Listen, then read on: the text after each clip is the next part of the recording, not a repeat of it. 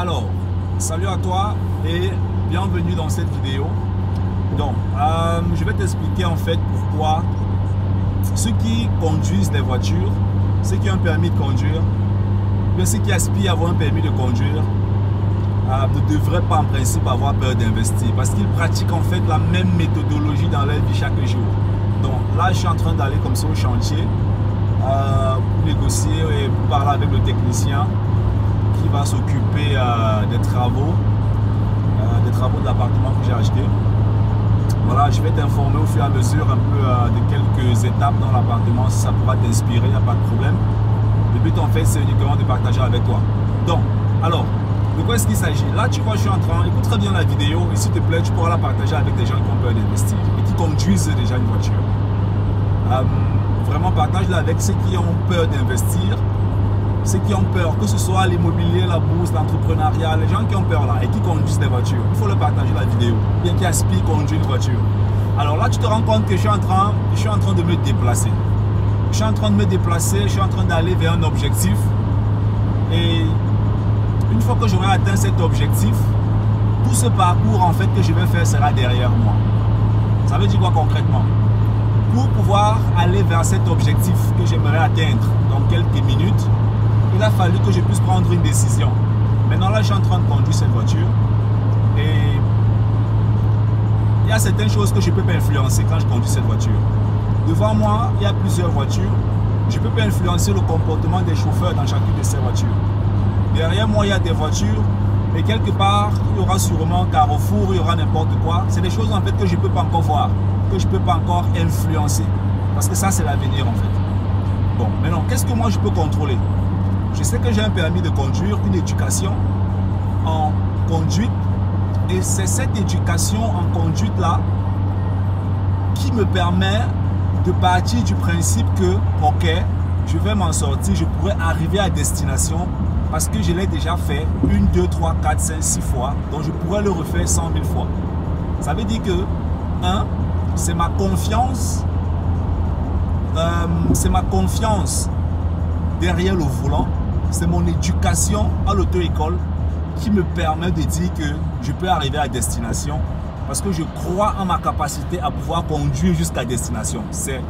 On peut dire que c'est de l'illusion parce qu'en principe, la croyance, ça reste au fond de nous. La croyance, en fait, c'est un peu comme une sorte d'illusion parce qu'on ne peut pas toucher la croyance de façon palpable. La croyance, en fait, elle est spirituelle. Et c'est la même chose, en fait, dans les investissements. Quand tu décides, en fait, de vouloir investir, quand tu te dis, ben ok, je vais me lancer dans les investissements, j'ai peur d'investir en bourse, dans l'immobilier, l'entrepreneuriat c'est risqué, le salariat est moins risqué que l'entrepreneuriat. La question que moi je vais te poser est une question qui est vraiment fondamentale. L'investissement, c'est un peu comme cette route-ci que je suis en train de parcourir. Il faut commencer quelque part pour arriver quelque part. Donc, le problème avec les investissements, bien le défi dans les investissements, c'est que beaucoup de personnes ne voient pas encore le chemin que ces personnes vont emprunter. Ben, il faut se lancer. Et le chemin devient de plus en plus facile quand tu as ce qu'on appelle aussi l'illusion qui est la confiance. L'illusion qui est la confiance, l'illusion qui est la croyance sur le fait où tu te dis je peux vraiment y arriver en fait. Alors maintenant, d'où est-ce que vient cette croyance, cette confiance qui finit par devenir matérielle quand on a déjà testé en fait? C'est de l'éducation. Et c'est ça le problème de beaucoup de personnes dans notre communauté, c'est que beaucoup de personnes dans notre communauté ne veulent pas avoir l'éducation qui leur permet d'être des bons entrepreneurs, des bons investisseurs sur le moyen, le long terme, parce que ce n'est pas la course, c'est la persévérance. Et ces personnes passent le temps à longueur de journée à nous faire croire que ah non, le domaine est risqué. La route que je suis en train de conduire ou bien le chemin que je suis en train de faire, pour moi c'est un peu comme la bourse en fait. C'est un peu comme les investissements en bourse. Là devant moi, il y a des embouteillages. Donc ça veut dire que j'ai deux solutions. Soit j'accélère et je m'en vais cogner tout le monde, ce qui ne sera pas logique. Ou alors je me comporte comme la route veut que je me comporte en fait pour traverser l'embouteillage dans de bonnes conditions et atteindre mon objectif. Et dans le monde de la bourse, ça voudra simplement dire comment est-ce que je contrôle mes investissements quand il y a une situation dans le marché. Et c'est la même chose dans l'immobilier, c'est la même chose dans l'entrepreneuriat. Tu as un problème avec un client, tu as un problème avec un sous-traitant, tu as un problème avec un freelancer. Comment tu te comportes à cet instant pour ressortir avec la bonne leçon morale et la bonne leçon entrepreneuriale ou bien la bonne leçon en investissement. Donc, il y a beaucoup de personnes qui pratiquent ça matin, midi, soir dans leur vie. Mais quand il s'agit de mettre 5 francs dans un domaine, c'est comme si on leur demandait de donner le criquet au cafard ou bien de mettre leur main dans la bouche du crocodile. Non, bah, déjà même qu'aujourd'hui on peut mettre sa main dans la bouche du crocodile et il n'y a pas de problème. Il y a des gens qui ont réussi à dresser le crocodile jusqu'à ils peuvent même mettre la tête dans la tête du crocodile. Bon, la morale en fait la morale c'est quoi? La morale en fait c'est que quand on veut se lancer dans un schéma, quand on veut atteindre certains objectifs dans n'importe quel domaine, il y a une route, il y a un parcours qu'on doit emprunter. Et on ne peut pas vraiment contrôler tout à 100% sur ce parcours parce qu'il y a certains facteurs qu'on n'a pas entre les mains. Et c'est la même chose dans le salariat. Le salarié ne contrôle...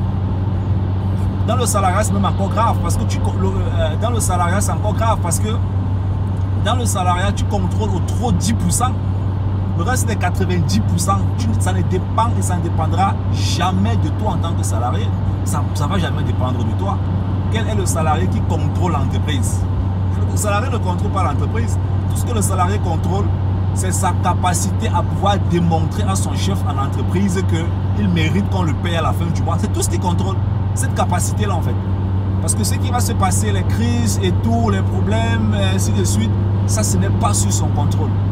Et ça c'est vraiment la partie du salariat qui fait à ce que on puisse dire que le salarié est dans un environnement qui est risqué, mais vu que le petit niveau qu'il contrôle est pour lui assez élevé psychologiquement, il se dit en fait qu'il contrôle tout, ce qui est faux parce que 90% il ne contrôle pas, il ne contrôlera jamais. Et c'est ça le truc en fait. Donc, maintenant tu vois, je t'ai expliqué, je t'ai fait comprendre certaines corrélations et je pense que ça pourra t'aider à mieux comprendre la démarche dans certains domaines. Hein? Peu importe le domaine où tu veux te lancer. Parce que je cause souvent avec des gens qui se disent ouais, j'ai peur de faire ceci, j'ai peur de faire cela. Quand tu démarres la voiture, tu roules. C'est la même chose que tu fais en entrepreneuriat. Tu démarres, tu lances un business et tu roules sur le business. S'il y a embouteillage, tu gères. S'il y a crevaison, tu gères. Si tu gères. C'est la même chose avec les investissements.